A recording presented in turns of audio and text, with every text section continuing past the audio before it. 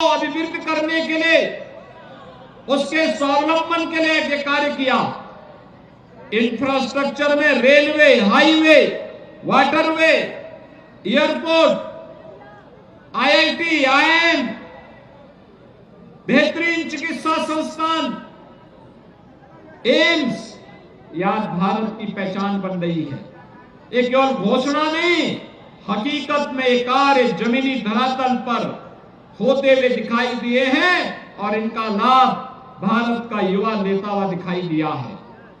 और भाइयों बहनों, प्रधानमंत्री मोदी जी की प्रेरणा से, उनके विजन को मिशन मानते हुए उत्तर प्रदेश सरकार ने लगातार इन कार्यक्रमों को जमीनी धरातल तक पहुंचाने का कार्य किया।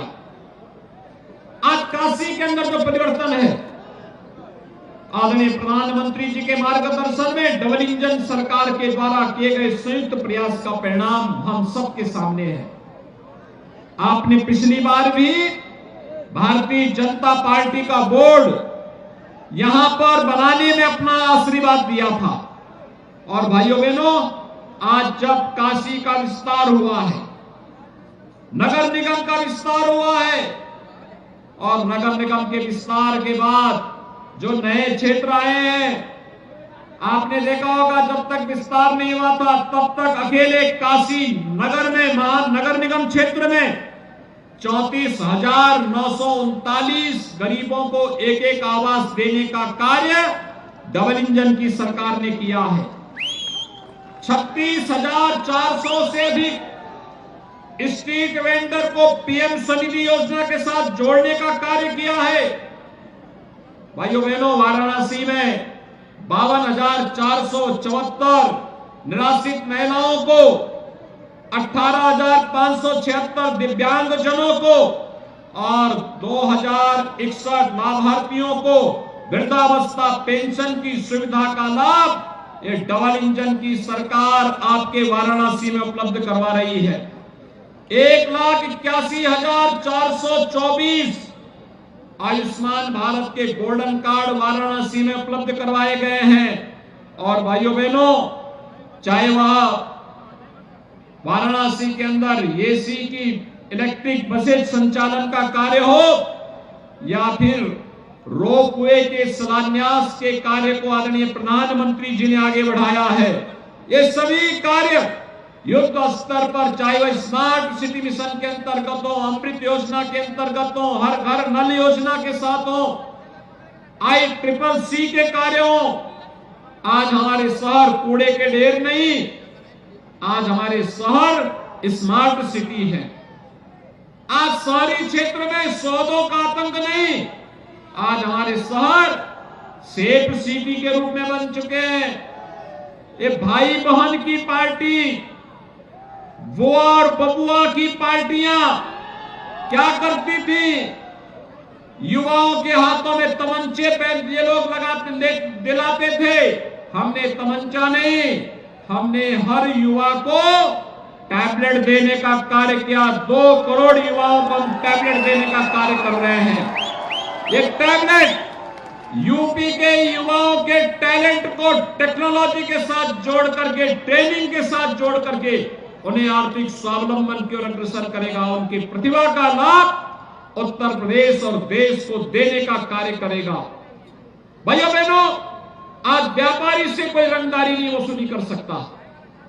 आज सरकार उन्हें स्वनिधि दे रही है, लेकिन कोई पेशेवर माफिया और अपराधी अब किसी व्यापारी से और किसी नागरिक से, किसी गरीब की संपत्ति पर कब्जा करने का दुस्साहस भी नहीं कर सकता है। ये सुरक्षा का एक बेहतरीन वातावरण आज प्रदेश के अंदर ये डबल इंजन की सरकार ने दिया है। और भाइयों बहनों, ये डबल इंजन सरकार जो कार्य करे, तीसरा इंजन उसे जमीनी धरातल पर उतारने में योगदान दे। इस दृष्टि से फुल मेजॉरिटी का बोर्ड बनना आवश्यक है। मेयर का चुनाव से अशोक तिवारी जीतेंगे, कोई संदेह नहीं। आदरणीय प्रधानमंत्री जी का आशीर्वाद है, कोई संदेह नहीं होगा।